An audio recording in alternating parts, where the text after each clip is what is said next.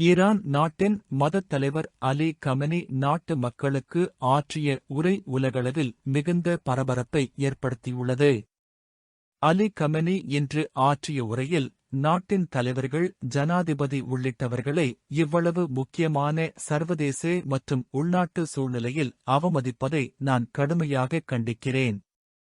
இத்தகைய செயற்பாடுகளை நான் அனுமதிக்கவும் மாட்டேன், ஏற்கவும் மாட்டேன்.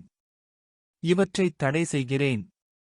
இதனைச் செய்பவர்கள் நாடாளுமன்றத்தில் இருப்பவர்களாக இருந்தாலும், வெளியே இருப்பவர்களாக இருந்தாலும், அவர்கள் எங்கு இருந்தாலும் அது ஏற்றுக்கொள்ள முடியாததே என குறிப்பிட்டுள்ளார்.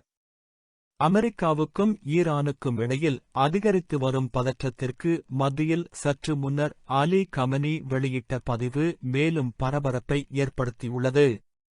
ஈரானிய உயர்மட்ட தலைவர் அயதுல்லா அலி கமெனி தனது உத்தியோகபூர்வ எக்ஸ் தளத்தில் ட்ரம்பை குற்றவாளி என குறிப்பிட்டு பதிவு ஒன்றை இட்டுள்ளார்.